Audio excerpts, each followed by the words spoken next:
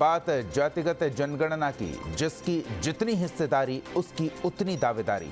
सड़क से सियासत तक ये नारा जब जब उछला, राजनीति ने नई करवट ली और अब बिहार में जातीय जनगणना शुरू होते ही हलचल कमंडल बना मंडल जैसी हो गई है। जिस जातीय जनगणना के पहले चरण का आगाज बिहार में हुआ है, उसके दूसरे चरण में सरकार जनता से उनकी जाति पूछेगी, आर्थिक हालात के बारे में पूछेगी। यानी 2024 से पहले बिहार में कास्ट सेंसस की गूंज सुनाई देती रहेगी। तो इसके मायने क्या होंगे? क्योंकि नीतीश कुमार एक तीर से दो निशाना साधने की रणनीति पर हैं और कैसे जातीय जनगणना से महागठबंधन मोदी मैजिक को काउंटर करने का प्लान तैयार कर रहा है, इस रिपोर्ट में देखिए।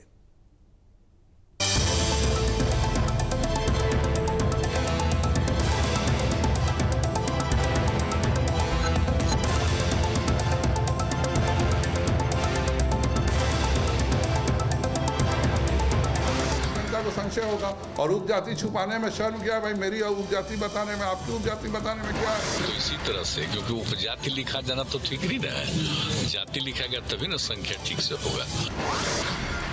2024 से पहले मंडल बनाम कमंडल वाली बिसात, ओबीसी कार्ड से किसे नफा और किसे नुकसान।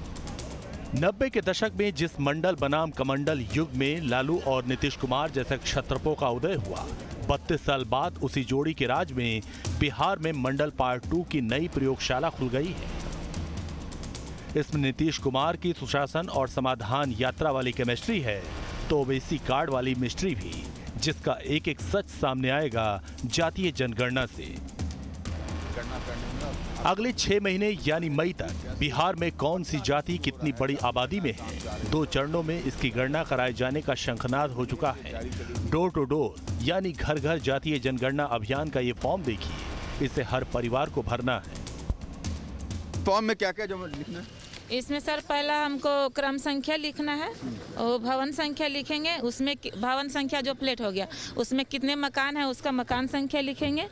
फिर उसके बाद परिवार के मुखिया का नाम लिखेंगे और उसके बाद जो उसमें जानकारी देना है फॉर्मेट में, वो सारा हम लोग भरेंगे।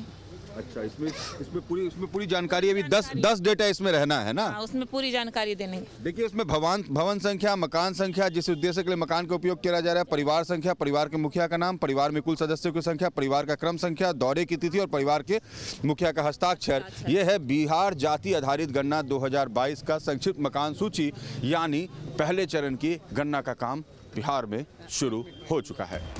पहला चरण यानी आज से जो जनगणना शुरू हुई, उसमें घरों की गिनती शुरू की गई है। शुरुआत पटना के वीआईपी इलाकों से हुई।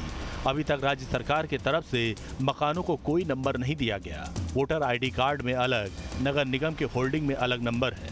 जातीय आधारित गणना का नंबर दूसरे चरण में आएगा। बिहार के जातीय जनगणना में उपजातियों की गिनती नहीं होगी।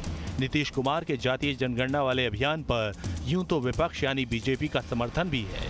इसे राष्ट्रीय स्तर पर कराने के लिए नीतीश कुमार की अगुवाई में बिहार के सभी दलों ने प्रस्ताव भी केंद्र सरकार को भेजा था, मगर फैसला नहीं हुआ।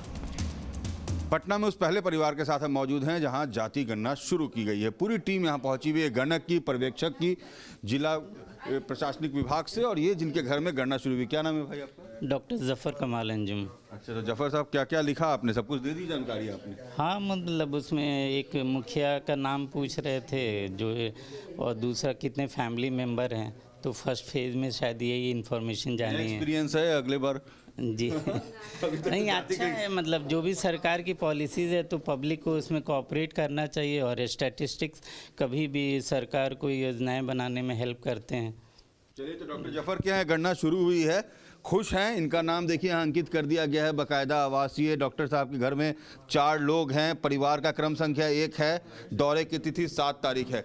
इसी तरीके से हर घर में आप लोग? हाँ, इसी तरीके से जितना घर है, जितना आवासीय है, सभी में हम लोग गणना कार्य करेंगे जाएंगे। और देखिए, पूरी टीम होगी। तो कल से अगर आपके घर में बिहार में कोई ये फॉर्म लेकर आते हुए दिखे तो घबराइएगा नहीं, चौंकिएगा नहीं।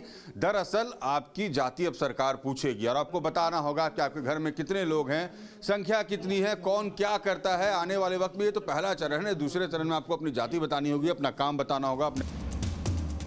केंद्र सरकार ने सुप्रीम कोर्ट में हलफनामा दायर कर कहा था कि जातीय जनगणना नहीं होनी चाहिए, ये भेदभाव पैदा करने वाला कदम होगा।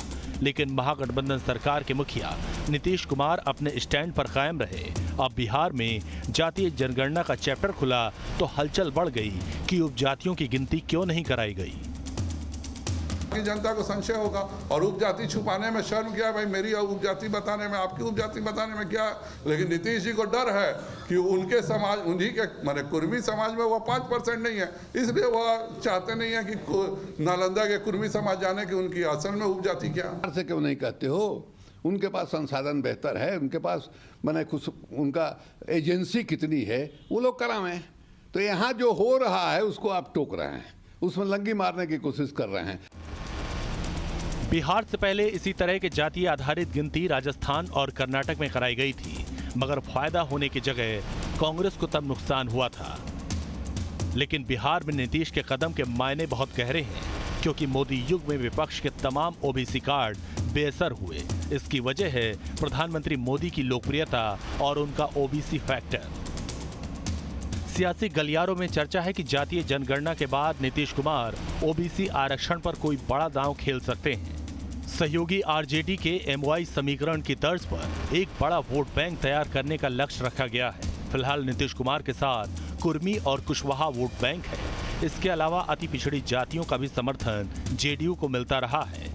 लेकिन जिस तरह से बिहार से दिल्ली तक विपक्ष को साधने के लिए नीतीश कुमार ने बड़ी पहल की, ठीक उसी तरह कास्ट पॉलिटिक्स में एक बड़ी लकीर खींच देना चाहते हैं। पटना से रजनीश सिन्हा के साथ टीम न्यूज़ नेशन।